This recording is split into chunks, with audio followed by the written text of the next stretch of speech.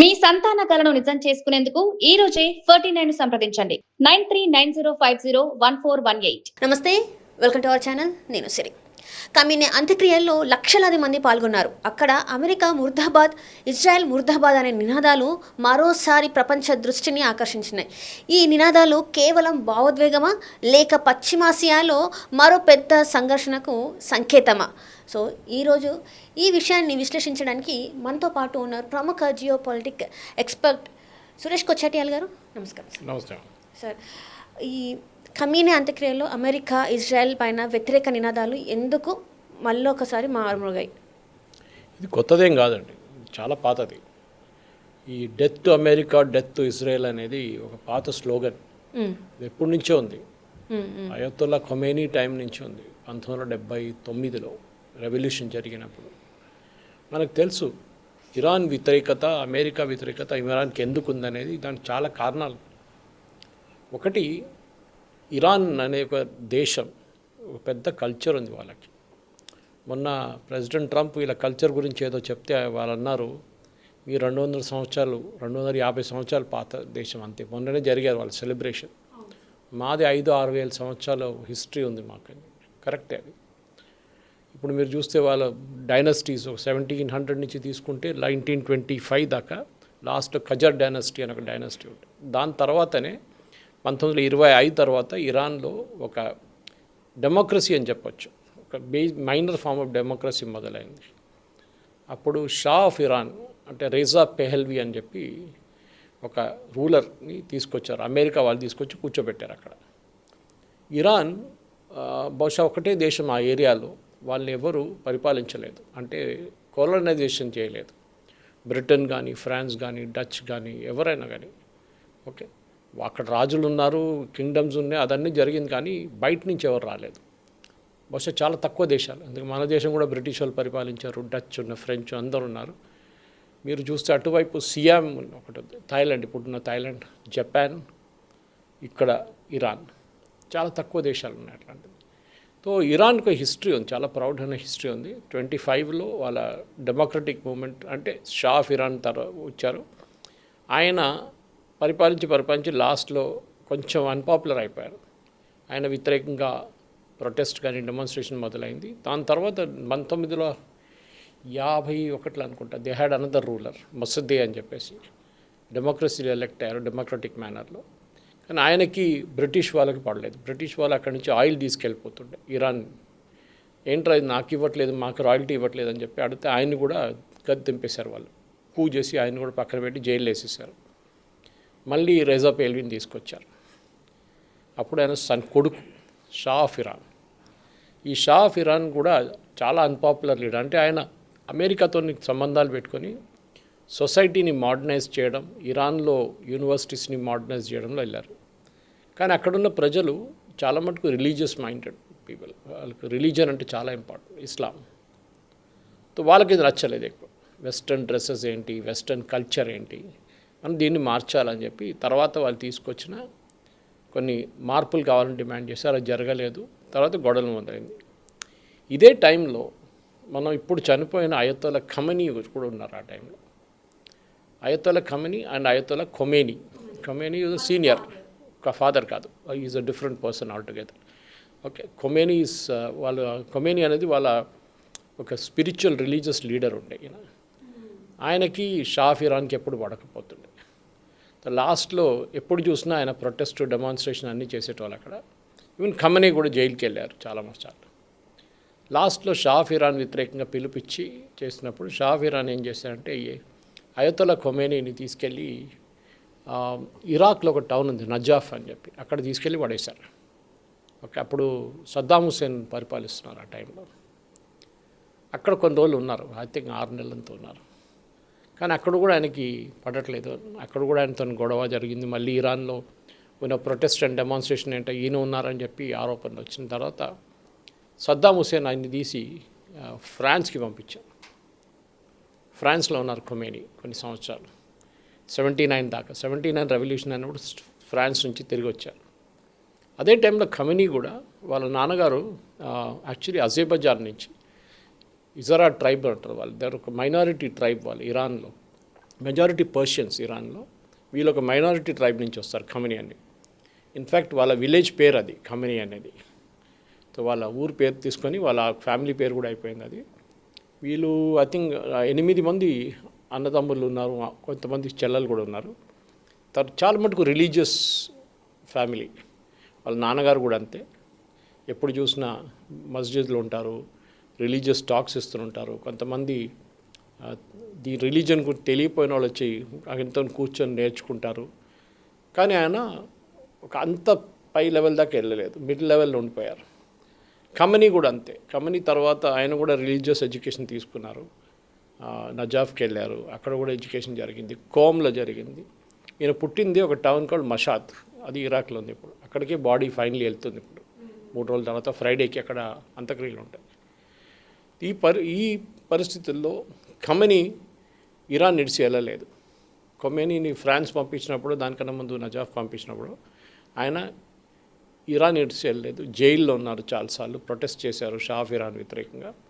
లాస్ట్లో ఆయన ఖొమేనీ తిరిగి వచ్చినప్పుడు 79లో రెవల్యూషన్ జరిగినప్పుడు అయతొల్లా ఖొమేనీ ఫ్రాన్స్ నుంచి తిరిగి వచ్చారు. ఆ టైంలో ఖమేనీ ఆయన రైట్ హ్యాండ్ మ్యాన్గా మారిపోయారు.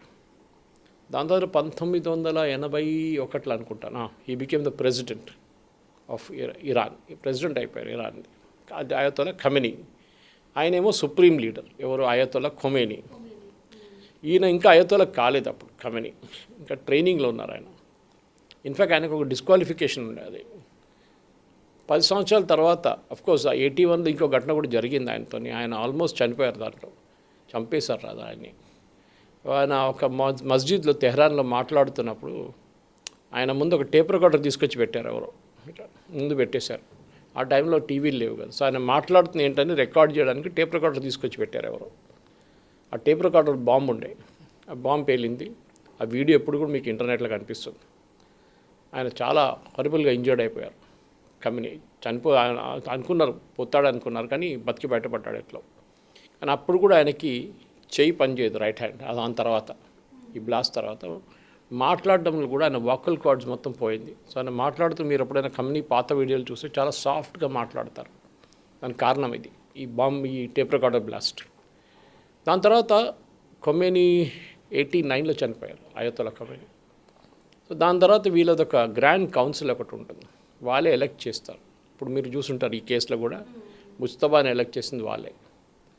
కానీ వీళ్ళకి ప్రాబ్లం ఎక్కడ వచ్చిందంటే అయతొల్లా ఖొమేనీ చనిపోయిన తర్వాత ఖమేనీని సుప్రీం లీడర్ చేయడానికి ఆయనకి అయతొల్లా పదవి కావాలంటే అది లేకుండే. And he was not qualified. అంటే రిలీజియస్లీ వీళ్ళు క్వాలిఫై అవ్వాలి అనమాట, ఆ ఎడ్యుకేషన్ ఉండాలి, లేకుండే. ఏం చేస్తారు, వీరు చట్టం మార్చేశారు. ఈ గ్రాండ్ కౌన్సిల్ నుంచి చట్టం మార్చేసి ఖమేనీని అయతొల్లా ఖమేనీ చేసి కూర్చోబెట్టారు యాజ్ అ సుప్రీం లీడర్. ఆయన అప్పటి నుంచి 36 సంవత్సరాలు పరిపాలించి మొన్న ఫిబ్రవరి 28లో యుఎస్ ఇజ్రాయెల్ చేసిన అటాక్లో చనిపోయారు.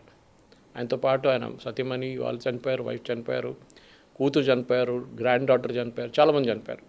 ఈయన ఒక్కటే బతికి బయటపడ్డాడు. ఎవరు? Ayatollah Mustafa Khamenei. ఇప్పుడు అయతొల్లా కాదు, ముస్తఫా ఖమేనీ ఇప్పుడున్న సుప్రీం లీడర్. సో ఇది ఒక చిన్న హిస్టరీ అనమాట ఇరాన్ది, ఈ ఫ్యామిలీ ఎట్లా వచ్చారని. ఇప్పుడు ఈయన బాడీ తెహ్రాన్లో పెట్టారు. ఫస్ట్ డే అందరూ వరల్డ్ రిలీజియస్ లీడర్స్ వచ్చారు, 50 దేశాల నుంచి వచ్చారు. తక్కువనే అది, ఎందుకంటే ఒక లోకంలో 200 దేశాలు ఉన్నాయి, కానీ 50 దేశాలు వచ్చారు. అమెరికా చాలామంది వారు వెళ్ళకూడదు అన్నారు, వాళ్ళు వెళ్ళలేదు. యూరోపియన్ కంట్రీస్ని పిలవలేదు, వాళ్ళు రాలేదు. అట్లనే ఆ ప్రొసెషన్ తీసి మొన్న చాలామంది ఆల్మోస్ట్ 1 మిలియన్ అంటున్నారు పాపులేషన్ వచ్చారు. ఇప్పుడు దాన్ని ఇరాక్ తీసుకెళ్తున్నారు. ఇరాక్లో 2 టౌన్స్ ఉన్నాయి, మేము చెప్పినట్టు నజాఫ్ ఒకటి ఉంది, ఇంకోటి కర్బలా అని ఉంది వాళ్ళ, which is both are considered very very holy shrines వాళ్ళది. దాని తర్వాత దాన్ని మళ్ళీ ఇరాన్కి వచ్చి మషాద్లో ఆయన్ని బరీ చేస్తారు ఫైనల్లీ. అది ఫ్రైడే రోజు జరుగుతుంది. కానీ ఇప్పుడు అందరు అడిగే క్వశ్చన్ ఏంటంటే, ఇప్పుడు దాకా ఈయన కనిపించట్లేదు. ఈ సెరమనీలో కూడా ముస్తఫా ఖమేనీ కనిపించట్లేదు. వాళ్ళ తమ్ముళ్ళు అన్నలు 3 వచ్చారు, ఈయన ఎందుకు రాలేదు? Obviously is injured badly. ఇంకోటి భయం ఉండొచ్చు, కనిపిస్తే ఇజ్రాయెల్ అని తీసేస్తారు 100%. అది ఇజ్రాయెల్ ఆల్రెడీ అనౌన్స్ చేసేసారు, ఈయన ఎక్కడైనా కనిపిస్తే మేము we will finish him of అని. అది జరగవచ్చు కూడా బహుశా. కానీ ఇప్పుడు మరి ఎక్కడ దాక్కున్నారంటారు? అంటే ఇప్పుడు వీ డోంట్ నో.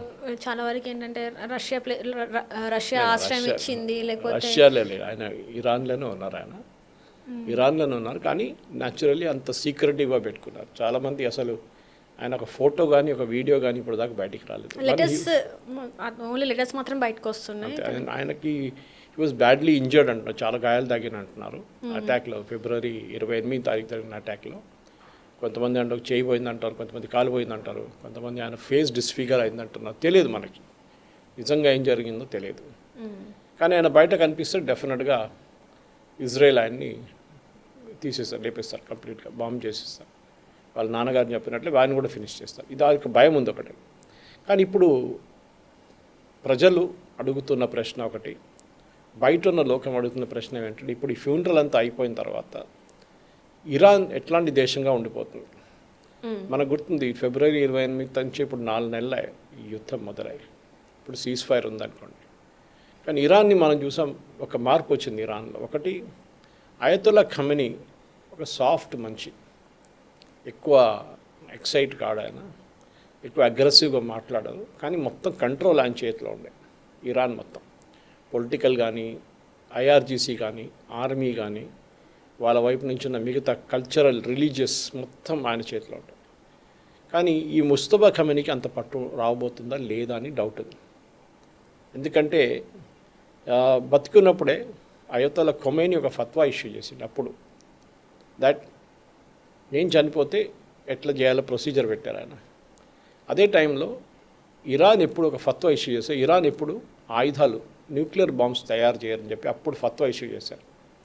ఫత్వా అంటే ఇట్స్ రిలీజియస్ ఎడిక్ట్, దాన్ని ఫాలో చేయాల్సింది. కానీ ఇరాన్ మనం చూసాం చాలా కారణాల వల్ల వాళ్ళు యురేనియం 60% దాకా తీసుకొచ్చారు. దానికన్నా ముందు ఒక జేసీపీ అగ్రిమెంట్ సైన్ చేశారు యూఎస్. ఇదంతా జరిగిందే, మనకి హిస్టరీ తెలుసు. కానీ ఇప్పుడు డౌట్ ఏమొస్తుందంటే, ఈ ముస్తఫా ఖమెనీ అని చెప్పిన మనిషి చాలా హార్డ్ కోర్ మనిషి. వాళ్ళ ఫాదర్ చాలా సాఫ్ట్ మనిషి, అంటే ఈయన రిలీజియస్లీ చాలా హార్డ్ కోర్. ఓకే, ఈయన అమెరికాతో సంబంధాలు వద్దు, యూరోప్తో సంబంధాలు వద్దు, మనం నార్త్ కొరియా లాగా అయిపోతే బాగుంటుందని ఆయనకు ఒక విశ్వాసం ఉందంట. నార్త్ కొరియా చూడండి, ఇప్పుడు కిమ్ జాంగ్ ఉన్నారు, ఆయన ఎవరిని కలవరు, ఎక్కడికి వెళ్ళరు, అంటే వాళ్ళకి కావాల్సిన వాళ్ళ దగ్గర ఉందంటున్నారు. కానీ వాళ్ళ దగ్గర అయితే లేదనుకోండి. ఇరాన్ దగ్గర ఉండొచ్చు బహుశా, వాళ్ళ దగ్గర ఒకటి ఆయిల్ రెవెన్యూ ఒకటి ఉంది. ఓకే, అది కాకుండా వాళ్ళకి ఏం కావాలంటే తెప్పించుకోవచ్చు వాళ్ళు, అది వాళ్ళ దగ్గర అడ్వాంటేజ్ ఉంది ఒకటి. అండ్ పెద్ద దేశం, చిన్నది ఒకటి కాదు. ఇప్పుడు ఈ ఫ్యూనరల్ అంతా అయిపోయిన తర్వాత ఏం మార్పులు వస్తుంది అనే ఒక పెద్ద ప్రశ్న. అమెరికా ఏమో ఈ మెమరాండమ్ ఆఫ్ అండర్స్టాండింగ్ సైన్ చేశారు, 15 పాయింట్లు ఉన్నాయి, 14 పాయింట్లు ఉన్నాయి. 14 పాయింట్లని ఇప్పుడు ఇంప్లిమెంట్ చేయడానికి టెక్నికల్ డిస్కషన్ నడుస్తుంది. ఇప్పుడు ఇస్లామాబాద్లో ఉంటుంది అంటున్నారు. ఇది అయిపోయినాక ఫ్రైడే తర్వాత మేబీ 12th or 14th జరగవచ్చు. కానీ ఖమెనీ దాన్ని వ్యతిరేకిస్తారా? మనం అర్థం చేసుకోవాలంటే ఇరాన్లో ఇప్పుడు 3 క్లాసెస్ ఆఫ్ పీపుల్ ఉన్నారు, అంటే లీడర్షిప్ లెవెల్. ఒకటి ఈ ముల్లాలు, ఖమెనీ లాంటి వాళ్ళు. రెండవది ఐఆర్జీసీ, రెవల్యూషనరీ గార్డ్స్. మూడోదేమో ఇప్పుడున్న పొలిటీషియన్స్, ఎవరు గాలిబాఫ్ కానివ్వండి, అరాచీ కానివ్వండి, పెస్కెషియన్ కానివ్వండి, వాళ్ళ ప్రెసిడెంట్, వీళ్ళు ఉన్నారు. వీళ్ళు ముగ్గురు నడుమిట్లోనే పాలిటిక్స్ నడుస్తుంది. ఇన్ఫ్యాక్ట్ అయతోల్లా ఖమెనీ ఉన్నప్పుడు కూడా ఆయన చాలా మటుకు ఖొమైనీ దగ్గర నుంచి నేర్చుకున్న లెసన్స్ ఆయన ఇంప్లిమెంట్ చేశారు. తర్వాత పొలిటిక్స్లో అబ్సల్యూట్ పట్టు ఉండాలి, లేకుంటే మీకు కంప్లీట్గా అది ఎటువైపు వెళ్ళిపోతుంది. ఇన్ఫ్యాక్ట్ ఆయన ఖమెనీ ఒక తమ్ముడు అనుకుంటాను, ఆ తమ్ముడే ఆయన ఎప్పుడూ ఎంతో పోరాటం చేస్తుండే పార్లమెంట్ గురించి. పార్లమెంట్లో మీ పవర్లు తగ్గించాలని చెప్పి, దట్ ఈస్ వాళ్ళ ఖమెనీ పవర్ తగ్గించాలని చెప్పి ఇదే ఖమెనీ తమ్ముడు పార్లమెంట్లో పెద్ద రెసల్యూషన్ అంతా తీసుకొచ్చారు. కానీ అది మళ్ళీ సక్సీడ్ కాలేదు. అది ఎందుకో వాళ్ళ ఫ్యామిలీలోనే ఏదో గొడవ ఉన్నట్లు కనిపిస్తుంది.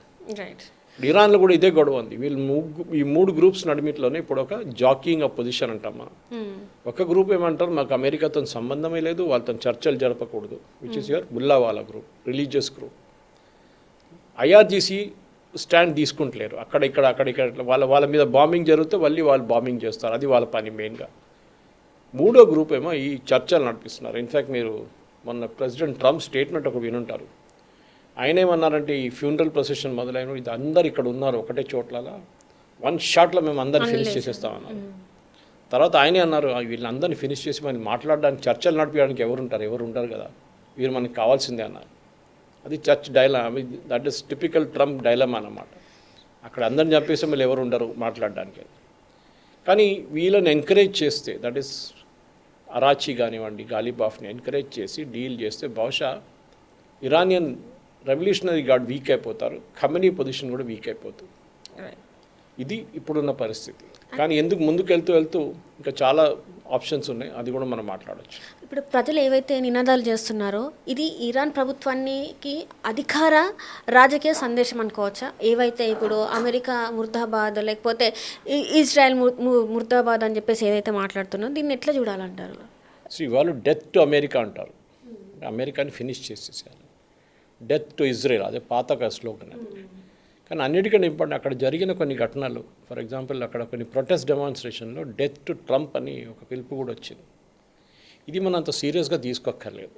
ఇది ఇరాన్లో ఎప్పుడు జరుగుతుంది, ఇరాన్ ఒకటే కాదు, ఈవెన్ హమాస్ ఉన్న గాజాలో కూడా డెమాన్స్ట్రేషన్లో death to Israel, death to America అంటారు. లెబనన్లో కూడా ఏదైనా ఊరేగింపుంటే ఇదే స్లోగన్స్ అక్కడ కూడా వస్తుంది అన్నమాట. సో దీన్ని అంత సీరియస్గా తీసుకోక్కర్లేదు. కానీ ఇండికేషన్ ఏంటంటే ఒక చాలా స్ట్రాంగ్ పొలిటికల్ గ్రూప్ ఇరాన్లో ఉంటేనే వీళ్ళని అరకట్టచ్చు, ఎవరి ఈ రిలీజియస్ లీడర్స్ని. ఈ మిలియన్ పీపుల్ వచ్చారు చూడడానికి ఫ్యూనరల్ అనేది అదొక అరేంజ్మెంట్. అది ఏం చెప్తారు, అది స్పాంటేనియస్ కాదు, అట్లనే రాలేదు. వీళ్ళని అరేంజ్ చేశారు, బస్సులో తీసుకురావడము. మన దగ్గర కూడా పొలిటికల్ మీటింగ్స్ చూస్తుంటారు మీరు, బస్సులో తీసుకొస్తారు, తిండి పెడతారు, అన్నీ చేస్తారు. అది కూడా ఇక్కడ కూడా జరుగుతుంది. సో పాసిబ్లీ దీని ఒక షో ఆఫ్ స్ట్రెంగ్త్గా చూస్తున్నారు, అంటే బయట దేశానికి చెప్పుకోవడానికి చూడు మేము చేయొచ్చు అని. ఓకే, జస్ట్ ఇది ఒక ప్రపంచానికి చూపెట్టడానికి మాత్రమే, కానీ అది అందులో ఎట్లాంటి హెచ్చరిక అయితే ఏం లేదంటారు, షో ఆఫ్ మాత్రమే అంటారు అంతే. ఎందుకంటే వాళ్ళకి ఈ యుద్ధం మొదలైనప్పుడు ప్రెసిడెంట్ ట్రంప్ కూడా మొన్న అన్నారు, నేను అనుకున్నాను ఈయన ఇరానియన్స్ అంతా అసలు ఈయనకి దే హేట్ ఎమ్, నచ్చదు, ఈయన నచ్చరు అసలు అనుకున్నా, కానీ ఇంతమంది ఎక్కడి నుంచి వచ్చారో అని ట్రంప్ కామెంట్ కొట్టారు. సో నిజమే అది. కానీ ఇరాన్లో మనం గుర్తుపెట్టుకోవాలి, they have population of 9 million, 90 కోట్ల మంది ఉన్నారు. 9 మిలియన్ పాపులేషన్ ఉన్నప్పుడు న్యాచురల్లీ దాని నుంచి ఈవెన్ 1/10 వస్తే కూడా చాలా పెద్ద క్రౌడ్. అంత పెద్ద మనం దాన్ని మిగతా 8 మిలియన్ ఎక్కడ ఉండాలంటే వాళ్ళ ఇంట్లో ఉన్నారు, వాళ్ళు రావట్లేదు బయటికి. మనకు గుర్తుంది ఈ ప్రెసిడెంట్ ట్రంప్ యుద్ధం మొదలయ్యే ముందు జనవరిలో ఒక పిలుపిచ్చారు అక్కడున్న ప్రజల దగ్గర, మీరు రోడ్డు మీదకి రండి, ప్రొటెస్ట్ చేయండి, help is on the way అన్నారు. కానీ జరిగింది ఏంటి, హెల్ప్ రాలేదు, ఏం రాలేదు. 40,000 మందిని చంపారు, 40,000 పీపుల్ వర్ కిల్డ్. సో అదొక పెద్ద బ్లో ఉండే ఇరాన్లో ప్రజలకి. వాళ్ళ విశ్వాసం, ట్రంప్ వ్యతిరేకత అక్కడి నుంచి మొదలైంది. మీరు అన్నారు help is on the way, మేము అనుకున్నాం మాకు ఆయుధాలు పంపిస్తారో లేకుంటే మాకు ఎయిర్ కవర్ ఇస్తారో, కానీ మీరు ఏం చేయలేదు మా కోసం. మా దాంట్లో మీ పిలిపి, మీ మాట విని ఇంతమంది బయటకు వచ్చారు, వాళ్ళని చంపేశారు. ఇది ఇరాన్లో ఉన్న ప్రజలకు ఒక కంప్లైంట్ అమెరికా వ్యతిరేకంగా. అంత్యక్రియల వేదిక ఇరాన్ ప్రపంచానికి ఒక రాజకీయ సందేశంగా మారింది అనుకో, ఈ కమీనా అంత్యక్రియల వేదిక ఏదైతే. ఎస్, రాజకీయంగా అని చెప్పలేము, కానీ ఒక డిస్ప్లే ఆఫ్ స్ట్రెంగ్త్ అంటాం మనం. అంటే మా దగ్గర ఇంతమంది ఒక ఫ్యూనరల్కి వస్తారు, లార్జెస్ట్ ఫ్యూనరల్ రీసెంట్ టైమ్స్ అని చెప్పి చాలా మటుకు ఇరానియన్ స్టేట్ టెలివిజన్లో కానీ అల్ జజీరా లాంటి ఛానల్స్లో డిబేట్ నడుస్తుంది, ఈవెన్ వెస్టర్న్ ఛానల్స్లో కూడా. ఇది పెద్ద ఇదేం కాదు, ఖమేనీ చనిపోయినా కూడా ఇట్లానే క్రౌడ్ వచ్చారు. పెద్ద ఆ టైంలో టెలివిజన్ ఎక్కువ లేకుండే, అదే ప్రాబ్లం. ఇప్పుడు టెలివిజన్ ఉంది, దానికోసం కనిపిస్తున్నారు రోడ్ల మీద మనుషులందరూ. కానీ ఈ ప్రొసెషన్, ఈ ఫ్యూనరల్ ప్రొసెషన్లో ఒక మెసేజ్ ఏంటంటే వీళ్ళ లెగసీ, అంటే రిలీజియస్. ఇరాన్లో ఎప్పుడు ఒక డౌట్ ఉండే, ఇరాన్ లోకంతో ఉండాలన్నా లేకుంటే సపరేట్గా ఉండాలని. నేను చెప్పాను చూడండి, ఆ నార్త్ కొరియా లాగా. కానీ ఇప్పుడు అర్థమైందంటే ఇరానియన్ లీడర్షిప్ కూడా మేము సపరేట్ అయ్యి, మేము ఒక క్లోజ్డ్ ఎకానమీ అయిపోతే మాకు సఫర్ అవుతాం. మా క్రూడ్ ఆయిల్ కొనడానికి ఎవరు ఉండరు, మమ్మల్ని బ్యాంకింగ్ సిస్టమ్ నుంచి ఆల్రెడీ తీసేశారు, ఇప్పుడు యురేనియం ప్రాబ్లం నడుస్తుంది, ఇదంతా ఉంటుంది. ఎందుకంటే చర్చలు ఇంకా ముందుకెళ్ళాలి కదా. ఇప్పుడు టెక్నికల్ టాక్స్ అంటారు. టెక్నికల్ టాక్స్ అంటే ఏంటి, మీ యురేనియం ఎక్కడ ఉంది, ఇస్ఫహాన్లో ఉంది, ఎన్ని కిలోలు ఉన్నాయి, దాని ప్యూరిటీ అంతా. ఈ టెక్నికల్ టాక్స్ ఇదే మాట్లాడతారు వీళ్ళు, డీటెయిల్డ్గా వెళ్తారు. ఓకే, ఆ యురేనియంని ఎట్లా మూవ్ చేయాలి. అప్పుడు వీరంటారు మేము మీకు యాక్సెస్ ఇవ్వము, మీ సెంట్రిఫ్యూజ్ ఎక్కడ ఉంది మాకు తెలియదు, ఇట్లాంటి జవాబు ఇస్తారు వీళ్ళు ఇరాన్ వాళ్ళు. దాన్ని మళ్ళీ నెక్స్ట్ రౌండ్కి తీసుకొచ్చి మళ్ళీ డీటెయిల్స్ తీసుకొచ్చి టెక్నికల్ టాక్స్ అంటారు. ఇది బహుశా 2, 3, 4, 5, 6 నెలలు కూడా నడవచ్చు, దానికన్నా ఎక్కువ కూడా కావచ్చు. మీకు గుర్తుంటుంది ప్రీవియస్ మన జేసీపీ అగ్రిమెంట్, ప్రెసిడెంట్ ఒబామా సంతకం పెట్టిన అగ్రిమెంట్, ఆ 2 సంవత్సరాలు పట్టింది నెగోషియేట్ చేయడం. 2 సంవత్సరాలు. ఇదేం లేదు, దిస్ ఇస్ నథింగ్. సో మనం గుర్తుపెట్టుకోవాల్సింది ఏంటంటే ఇరాన్ ఒక సిట్యువేషన్ అర్థం చేసుకోండి. ఇరాన్కి ఇప్పుడు ఈ యుద్ధం తర్వాత ఒక మాట గుర్తొచ్చింది వాళ్ళకి, దాట్ స్ట్రెంగ్త్ ఉంది వాళ్ళకి. వాళ్ళు ఎకానమీగా వాళ్ళు కంప్లీట్గా ధ్వంసమయ్యారు, వాళ్ళ ఆర్మీ పోయింది, వాళ్ళ నేవీ పోయింది, ఇదంతా జరిగింది. కానీ అట్ ద సేమ్ టైం అక్కడున్న వాళ్ళ పవర్, రీజనల్ పవర్ చూడండి, అది పైకి వచ్చింది, చాలా క్లియర్గా వచ్చింది. అంటే మేము సౌదీ అరేబియాని అటాక్ చేయవచ్చు, ఖతార్ని అటాక్ చేయవచ్చు, యూఏఈని అటాక్ చేయవచ్చు, బహ్రెయిన్, కువైత్, ఒమాన్, ఎవరిని కావాలంటే మేము అటాక్ చేయవచ్చు. రెండవది, వీళ్ళ మీద బ్లాకేడ్ పెట్టారు, మీకు గుర్తుంటుంది. స్ట్రైట్ ఆఫ్ హార్ముజ్ తర్వాత గల్ఫ్ ఆఫ్ ఒమాన్ దగ్గర అమెరికా వాళ్ళ వార్ షిప్స్ని పెట్టి ఇరానియన్ షిప్స్ని బయటనే వెళ్ళి, మొన్న ఈ సంతకం పెట్టిన తర్వాతే, ఇదంతా మెమరాండమ్ ఆఫ్ అండర్స్టాండింగ్ తర్వాతే అలౌ చేశారు వాళ్ళు. అప్పుడు కూడా ఇరాన్ని వాళ్ళు అడ్డుకున్నారు అక్కడ. కానీ ఇరాన్ ఏం చెప్తారు, క్రాష్ కాలేదు, ఇరానియన్ ఎకానమీ క్రాష్ కాలేదు. అప్పుడు కూడా వాళ్ళు ఎట్లనో అడ్జస్ట్ చేసుకున్నారు. ఎందుకంటే దీనికి కారణాలు ఉన్నాయి చాలా మటుకు. మనం ఇప్పుడు ఇరాక్కి బాడీ తీసుకెళ్తున్నారని చెప్తున్నారు మీరు, నజాఫ్ కానీ కర్బలా కానీ. ఈ తీసుకెళ్తున్న బాడీస్ కూడా మన ఖమేనీ వాళ్ళ ఫ్యామిలీది, ఆయనది, ఖమేనీది తీసుకెళ్తున్నారు. కానీ ఇరాక్తో ఎప్పుడు ఇరాన్కి అంత మంచి సంబంధాలు లేకుండే. ఈవెందో ఇరాక్లో చాలా పెద్ద ఒక షియా పాపులేషన్ ఉన్నారు, వీళ్ళందరూ షియా కదా ఇరానియన్స్. షియా పాపులేషన్ ఉంది, అక్కడికే తీసుకెళ్తున్నారు వీళ్ళు, ఈ నజాఫ్ కానీ మన కర్బలాకి. ఈ షియా పాపులేషన్ వాళ్ళకి ఎప్పుడు సపోర్ట్గానే ఉన్నారు. కానీ సద్దాం హుసేన్తో 8 సంవత్సరాలు యుద్ధం చేశారు వీళ్ళు. అది మీ 1980s ఉండే ఆ యుద్ధం. ఆ యుద్ధంలో ఇరాన్ లిటరల్ ఇప్పుడు కాదు, దీనికన్నా దారుణ పరిస్థితులు ఉన్నారు అప్పుడు. ఓకే, సద్దాం హుసేన్ వాళ్ళ మీద అటాక్ చేసి వాళ్ళ షిప్ని డిస్ట్రాయ్ చేసి స్ట్రైట్ ఆఫ్ హార్ముజ్ని మొత్తం ఆయన ఫినిష్ చేసేసారు. దాని నుంచి కూడా బయటపడ్డారు ఇరాన్. సో అదే పెద్ద అడ్వాంటేజ్, అందరూ అదే అంటున్నారు.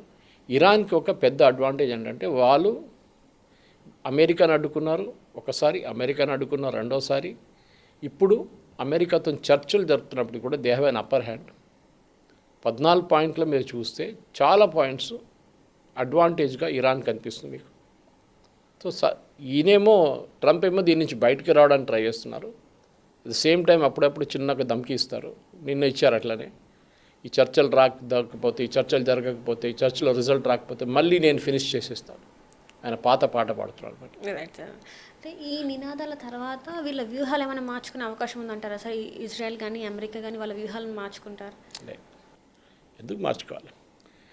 ఎండ్ ఆఫ్ ద డే మనం ఇంగ్లీష్లో అంటాం, ఇరాన్ ఒక terrorist supporting nation. Okay, fountain head of terrorism అంటారు ఇరాన్ని. అది ఇజ్రాయెల్ బిలీవ్ చేస్తారు, ఈవెన్ అమెరికా కూడా బిలీవ్ చేస్తారు. ఇరాన్ పాపులరైజ్ చేసిన, ఇరాన్ సపోర్ట్ చేసిన, ఇరాన్ డబ్బులు ఇచ్చిన, ఇరాన్ ఆయుధాలు ఇచ్చిన గ్రూప్స్ హెజ్బుల్లా, హమాస్, హూతీ. అది కాకుండా ఇరాక్లో ఉన్న కొన్ని షియా ఫోర్సెస్ కూడా. వీళ్ళందరూ ఇరాన్ డబ్బులతోనే బతుకుతారు. ఇరాన్ ఏ రోజు డబ్బులు బంద్ చేస్తే వీళ్ళ బిజినెస్ కూడా బంద్ అయిపోతుంది. ఇప్పుడు మన గాజాలో చూస్తున్నాం, వాళ్ళ గవర్నమెంటే వాళ్ళు డిజాల్వ్ చేశారంట, కానీ ఏం జరుగుతుందో మనకు తెలియదు. అమెరికా ఇన్సిస్టెన్స్ అండ్ ఇజ్రాయెల్ కూడా అది చెప్తుంది, దట్ ఇక్కడ మీరు ఈ వీళ్ళని సపోర్ట్ చేయకూడదు, యూ షుడ్ నాట్ సపోర్ట్. ఎవరు? Hezbollah, Houthis, Hamas. మీరు డబ్బులు ఇవ్వకూడదు, సపోర్ట్ చేయకూడదు. అండ్ హమాస్కు స్పెసిఫిక్లీ ఆల్రెడీ ఇజ్రాయెల్ ఫినిష్ చేసేస్తారు. హెజ్బుల్లా వెంటబడి ఉన్నారు. అండ్ క్లియర్గా హెజ్బుల్లాతోని ఒక డిసార్మెంట్ ఒక లెవెల్కి వచ్చారు. లెబనాన్ అండ్ ఇజ్రాయెల్ సంతకం పెట్టారు దట్ హెజ్బుల్లాని డిసార్మ్ చేస్తాం, కానీ అది జరగదు. ఓకే, అంత దమ్ము లేదు హెజ్బుల్లా చేయడానికి. వీళ్ళెవరు? లెబనాన్ దగ్గర, వాళ్ళ దగ్గర ఆర్మీ కూడా లేదు కరెక్ట్గా. ఇప్పుడున్న పరిస్థితుల్లో ఇరాన్ ఏం చేస్తారు? ఎందుకంటే వీళ్ళకి ఇప్పుడు ఈ ఎకానమీ ఓపెన్ అయినప్పుడు, ఈ ఫ్యూనరల్ తర్వాత బహుశా ఈ అగ్రిమెంట్ కోసం ఉన్న చర్చలు పొడిగించి ఇంకా 6 నెలలు పొడిగించారు. ఓకే, 6 వారాలు after the mid term polls నవంబర్లో జరగబోతుంది. ట్రంప్ ఏం చేస్తారు? అప్పుడు దాకా దీన్ని డ్రాగ్ చేసి అక్కడ తీసుకెళ్తారు. ఇరాన్ ఎప్పుడు వాళ్ళ యురేనియం ఇవ్వడానికి అంగీకరించరు. Let us be very very clear. Condition, one of the condition దాంట్లో అదే ఉంది కదా, ఏంటి? Iran can never have a nuclear weapon nor can buy one. అంటే ఇరాన్ వాళ్ళ దగ్గర ఉన్న యురేనియంని ఒక మిసైల్ కెపాసిటీకి తీసుకురాకూడదు. రెండవది, మీరు తీసుకురాకపోతే మీరు ఇంకో చోటుకెళ్ళి కొనకూడదు. ఇది ప్రాబ్లం అది. ఫర్ ఎగ్జాంపుల్ కిమ్ జాంగ్ ఉన్నాడు, అక్కడ వెళ్ళి కొనుక్కొచ్చు కావాలంటే, పాకిస్తాన్ చేశారు అది. కానీ అది కూడా చేయకూడదని కండిషన్ పెట్టారు. ఎందుకంటే చాలా క్లియర్, ఈ death to America, death to Israel అని తెలిసిపోతుంది మీకు. వీళ్ళ చేతిలో ఏదైనా ఆయుధాలు వస్తే లైక్ ఈ న్యూక్లియర్ బాంబ్ వీళ్ళు వాడుకుంటారు. ఇరాన్ 10 సార్లు ఆలోచించారు, ఒకటేసారి ఆలోచిస్తారు, డిసిషన్ తీసుకుంటారు. దానికి అమెరికాకు కానీ ఇజ్రాయెల్ కానీ భయం ఏంటంటే వీళ్ళకి న్యూక్లియర్ వెపన్ రాకూడదు, ఏ పరిస్థితుల్లో కానీ వీళ్ళకి వెపన్ రాకూడదు. అదే నడుస్తుంది నెగోసియేషన్, అదొక పాయింట్. ఇంకోటి స్ట్రైట్ ఆఫ్ హార్మోస్, మన అందరూ తెలిసిందే, స్ట్రైట్ ఆఫ్ హార్మోస్ మీద చాలా పెద్ద డిస్ప్యూట్ ఉంది. ఏంటది? ఇరాన్ అంటున్నారు మేము కంట్రోల్ చేస్తాం దాన్ని. ఇవాళ కూడా ఒక షిప్ మీద దాడి జరిగింది, అది కూడా గల్ఫ్ ఆఫ్ ఒమాన్లో జరిగింది, స్ట్రైట్ ఆఫ్ హార్మోస్లో కూడా కాదు, ఒమాన్ వైపు జరిగింది. సో అది అమెరికా ఖండించారు. బహుశా ఇవాళ అమెరికా బాంబ్ చేస్తారో లేదో నాకు డౌట్ ఉంది, ఎందుకంటే ఇప్పుడు ఫ్యూనరల్ అంతా నడుస్తున్నారు. కానీ ఇరాన్ చేస్తున్నారు. సో అక్కడే మీరు చూడొచ్చు ఇరాన్ కాన్ఫిడెన్స్ లెవెల్ ఎంత ఉందనేది.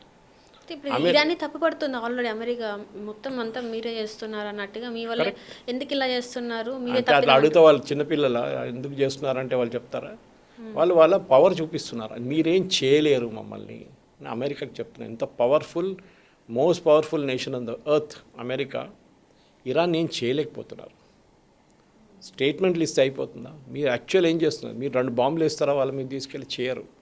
అమెరికాకి భయం అంటే బాంబులు వేయగానే వీళ్ళు మళ్ళీ కువైత్ మీద, బహ్రెయిన్ మీద, ఖతర్ మీద, వీళ్ళందరి మీద దాడి చేస్తారు మళ్ళీ, యుఏఈ అంతా. ఇది ప్రాబ్లం అమెరికాకి.